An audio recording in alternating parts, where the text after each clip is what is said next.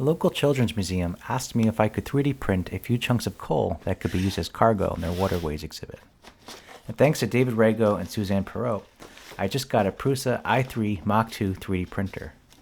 So let me show you the build, and then we'll make some coal.